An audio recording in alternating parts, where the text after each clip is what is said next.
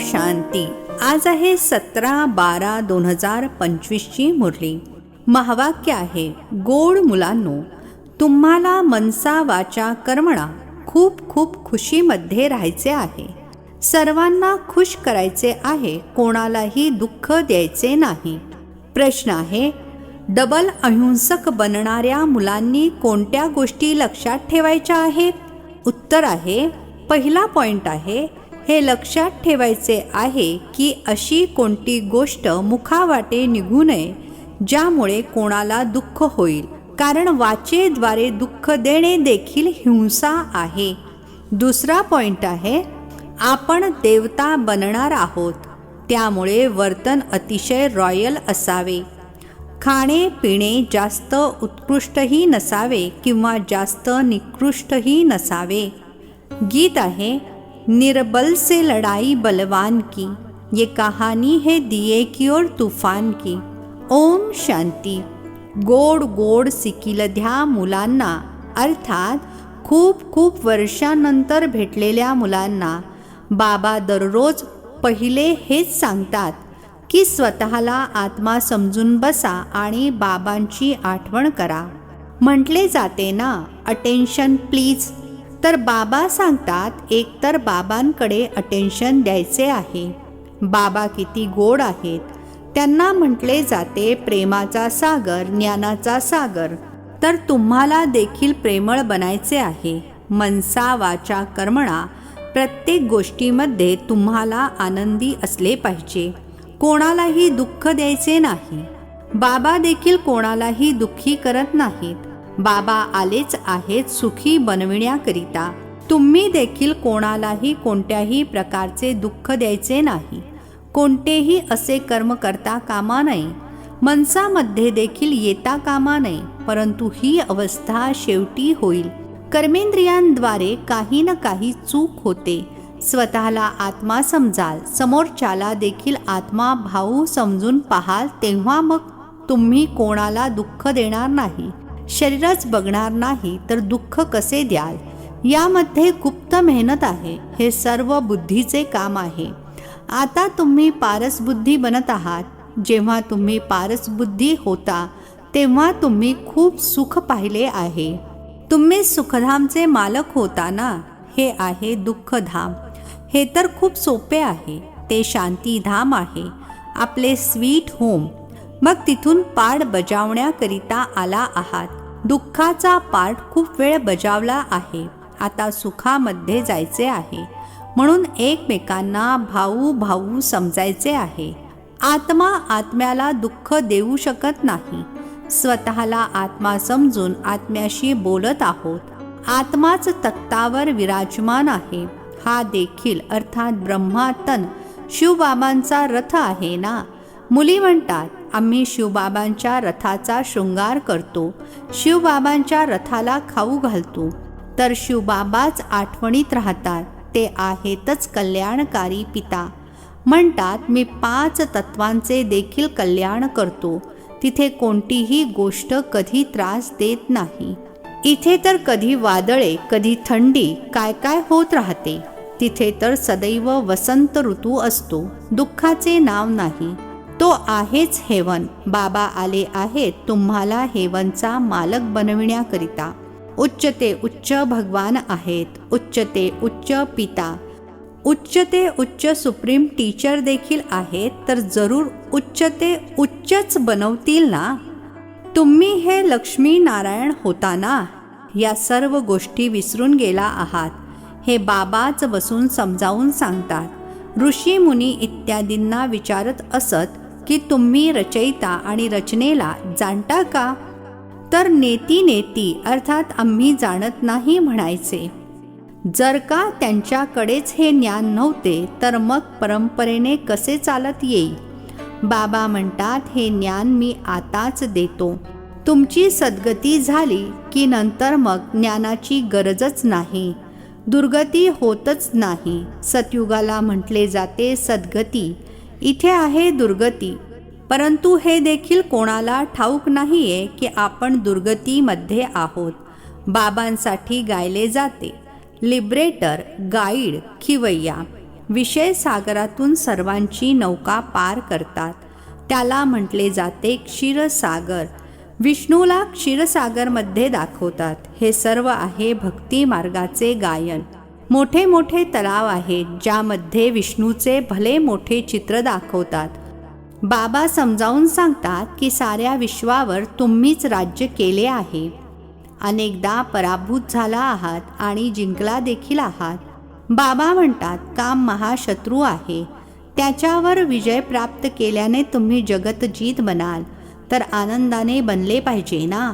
भले गृहस्थ व्यवहारामध्ये प्रवृत्ती मार्गामध्ये राहा, परंतु कमल पुष्प समान पवित्र राहा. आता तुम्ही काट्यापासून फूल बनत आहात. लक्षात येते की हे आहे फॉरेस्ट ऑफ थॉर्न्स, अर्थात काट्यांचे जंगल. एकमेकांना किती त्रास देतात, मारतात. बाबा गोड गोड मुलांना म्हणतात, तुम्हा सर्वांची आता वानप्रस्थ अवस्था आहे. छोटे मोठे सर्वांची वानप्रस्थ अवस्था आहे. तुम्ही वाणीपासून परे जाण्याकरिता शिकत आहात ना.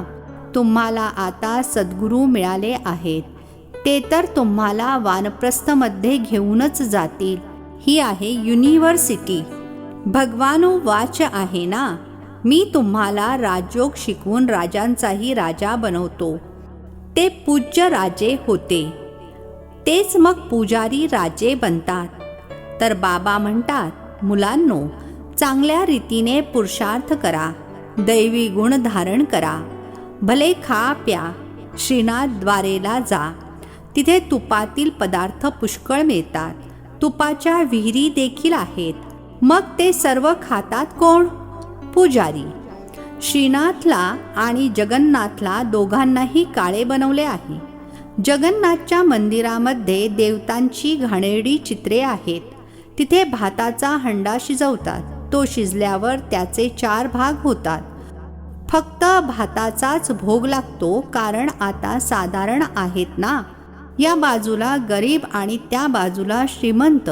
आता तर बघा किती गरीब आहेत. खाण्यापिण्यासाठी काहीच मिळत नाही. सतयुगामध्ये तर सर्व काही आहे. तर बाबा आत्म्यांना बसून सांगत आहेत. शिवबाबा खूप गोड आहेत. ते तर आहेत निराकार. प्रेम आत्म्यावर केले जाते ना. आत्म्यालाच बोलावले जाते. शरीर तर जळून गेले, त्यांच्या आत्म्याला बोलावतात, दिवा पेटवतात. यावरून सिद्ध आहे. आत्म्याला अंधार होतो. आत्मा आहे शरीर रहित. तर मग अंधार इत्यादीची गोष्ट कशी असू शकते? तिथे या गोष्टी असत नाहीत. हा सर्व आहे भक्ती मार्ग. बाबा किती चांगल्या रीतीने सांगत आहेत. ज्ञान खूप गोड आहे. हे तर डोळे उघडे ठेवून ऐकावे लागेल. बाबांना तर पाहाल ना. तुम्ही जाणता शिवबाबा इथे विराजमान आहेत, तर डोळे उघडे ठेवून बसले पाहिजे ना. बेहदच्या बाबांना पाहिले पाहिजे ना. पूर्वी मुली बाबांना पाहताच ध्यानामध्ये जात होत्या. आपसात देखील बसल्या बसल्या ध्यानामध्ये जात होत्या. डोळे बंद आणि ध्यानामध्ये धावत असायच्या, अर्थात श्रीकृष्णाला पकडण्यासाठी धावत असायच्या. कमाल तर होती ना. बाबा सांगतात, एकमेकांना पाहता तर असे समजा की आपण भावाशी अर्थात आत्म्याशी बोलत आहोत. भावाला समजावून सांगत आहोत. तुम्ही बेहदच्या बाबांचा सल्ला मानणार नाही काय? तुम्ही हा अंतिम जन्म पवित्र बनाल तर पवित्र दुनियेचे मालक बनाल. बाबा अनेकांना समजावून सांगतात. कोणी तर लगेचच म्हणतात, बाबा आम्ही जरूर पवित्र बनणार. पवित्र राहणे तर चांगले आहे. कुमारी पवित्र आहे तर सगळे तिच्यापुढे माथा टेकवतात. लग्न करते तेव्हा मग पुजारी बनते. सर्वांच्या पुढे डोके टेकवावे लागते. म्हणजे प्युरिटी अर्थात पवित्रता चांगली आहे ना. प्युरिटी आहे तर पीस प्रॉस्पेरिटी आहे. अर्थात जेव्हा पवित्रता असते तेव्हा शांती आणि समृद्धी असते. सर्व काही पवित्रतेवर अवलंबून आहे. बोलावतात देखील, हे पतित पावन या.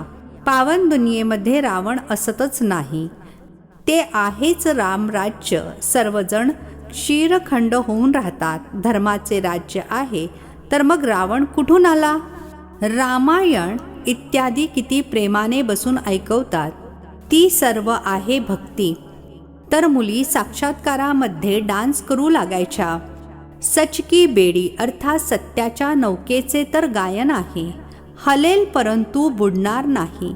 बाकी कुठल्याही सत्संगामध्ये जाण्यासाठी कोणी कधी विरोध करत नाहीत, परंतु इथे येण्यासाठी किती विरोध करतात. बाबा तुम्हाला ज्ञान देत आहेत. तुम्ही BK बनता. ब्राह्मण तर जरूर बनायचे आहे. बाबा आहेतच स्वर्गाची स्थापना करणारे, तर जरूर आपण देखील स्वर्गाचे मालक असायला पाहिजे. आपण इथे नरकामध्ये येऊन का पडलो आहोत? आता लक्षात येत आहे की अगोदर आपण देखील पुजारी होतो. आता 21 जन्मांकरिता पुन्हा पूज्य बनत आहोत. 63 जन्म पुजारी बनलो. आता पुन्हा आपण पूज्य स्वर्गाचे मालक बनणार. हे आहे नरापासून नारायण बनण्याचे नॉलेज. भगवानुवाच मी तुम्हाला राजांचाही राजा बनवतो. पतित राजे पावन राजांना नमन वंदन करतात. प्रत्येक महाराजाच्या महालामध्ये मंदिर जरूर असेल. ते देखील राधे कृष्णाचे किंवा लक्ष्मीनारायणाचे किंवा मग राम सीतेचे असेल. आजकाल तर गणेश हनुमान इत्यादींची देखील मंदिरे बनवत राहतात. भक्ती मार्गामध्ये किती अंधश्रद्धा आहे. आता तुम्ही समजता खरोखर आपण राजाई केली, नंतर मग वाम मार्गामध्ये जातो अर्थात अधोगती होते. आता बाबा समजावून सांगत आहेत, तुमचा हा अंतिम जन्म आहे. गोड गोड मुलांनो, एकेकाळी तुम्ही स्वर्गामध्ये होता, मग उतरत उतरत जमिनीवर येऊन पडला आहात. तुम्ही म्हणाल आम्ही खूप श्रेष्ठ होतो.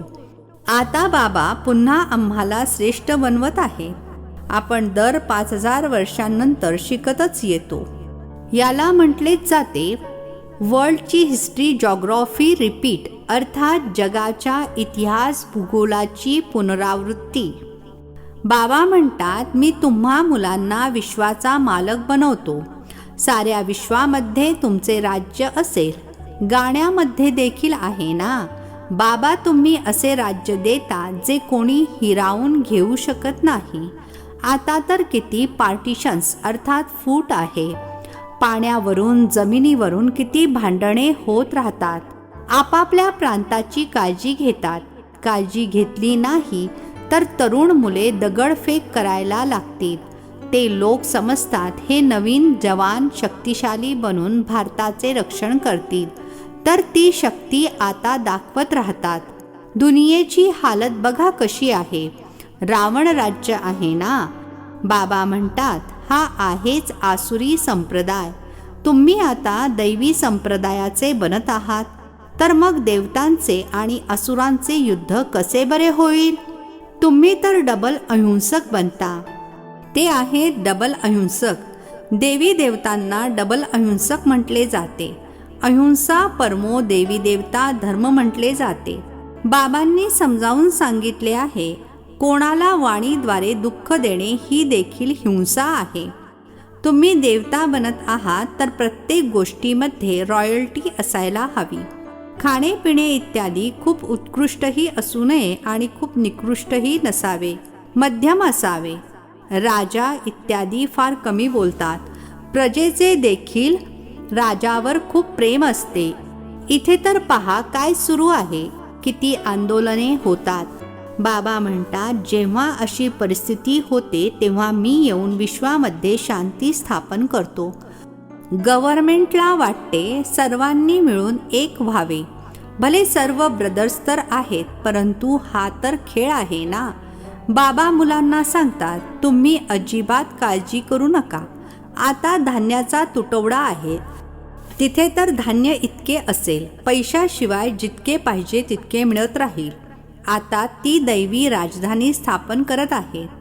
आपण हेल्थला देखील असे बनवतो जेणेकरून कोणता आजारच होणार नाही. गॅरंटी आहे. आपण आपले कॅरेक्टर अर्थात चारित्र्य देखील या देवतांसारखे बनवतो. जसा मिनिस्टर असेल त्याप्रमाणे त्यांना समजावून सांगू शकता. युक्तीने समजावून सांगितले पाहिजे. ओपिनियनमध्ये तर खूप चांगले लिहितात, परंतु अरे तुम्ही समजून देखील तर घ्या ना. तर म्हणतात वेळ नाही. तुम्ही मोठी लोक, तुम्ही बोलाल तर गरिबांचे देखील कल्याण होईल. बाबा समजावून सांगतात की आता सगळ्यांच्या डोक्यावर काळ उभा आहे. आज उद्या करता करता काळ खाऊन टाकेल.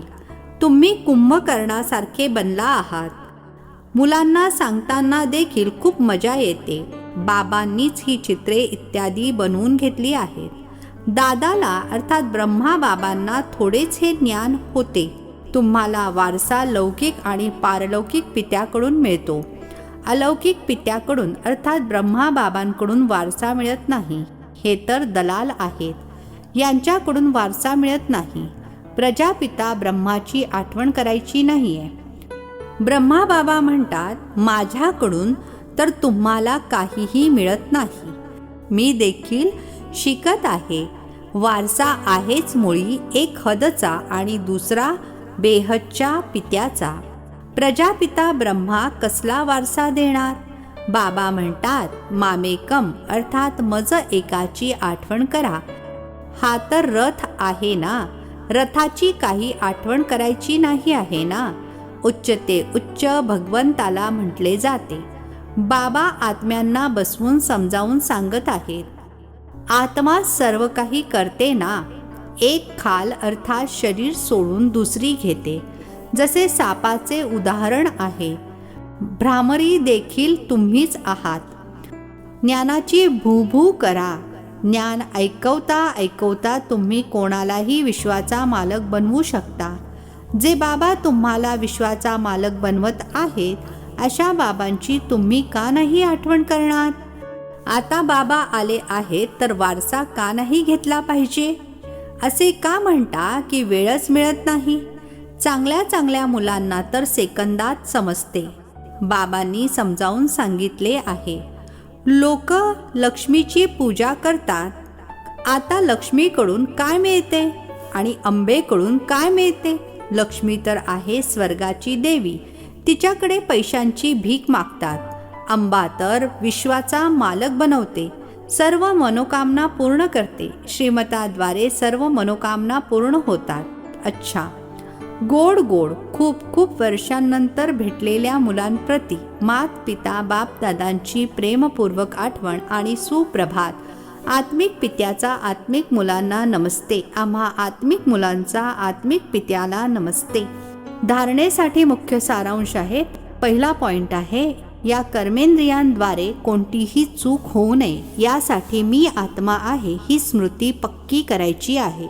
शरीराकडे बघायचे नाहीये. एका बाबांकडेच लक्ष द्यायचे आहे. दुसरा पॉइंट आहे, आता वानप्रस्थ अवस्था आहे. त्यामुळे वाणीपासून परे जाण्याचा पुरुषार्थ करायचा आहे. पवित्र जरूर बनायचे आहे. बुद्धीमध्ये असावे, सच की नैया हिलेगी डुबेगी नाही. अर्थात सत्याची नौका हलेल परंतु बुडणार नाही. त्यामुळे संकटाला घाबरून जायचे नाहीये. आजचे वरदान आहे, ड्रामाच्या नॉलेजद्वारे अचल स्थिती बनविणारे प्रकृती जीत आणि माया जीत भव. ड्रामाच्या नॉलेजद्वारे अचल स्थिती बनविणारे प्रकृती जीत आणि माया जीत भव. स्पष्टीकरण आहे, प्रकृती अथवा मायेद्वारे कसलाही पेपर येऊ परंतु जरा देखील डगमगायचे नाही. हे काय, असे का, असा प्रश्न जरी उत्पन्न झाला, थोडी जरी कोणती समस्या वार करणारी बनली तर नापास व्हाल. त्यामुळे काहीही झाले तरी आतून हा आवाज निघावा की वाह मिठा ड्रामा वाह. अरे बाप रे, हे काय झाले, हा संकल्प देखील येऊ नये अशी स्थिती असावी, जी संकल्पामध्ये सुद्धा खळबळ माजू नये. सदैव अचल अडोल स्थिती राहावी. तेव्हा प्रकृती जीत आणि माया जीतचे वरदान प्राप्त होईल.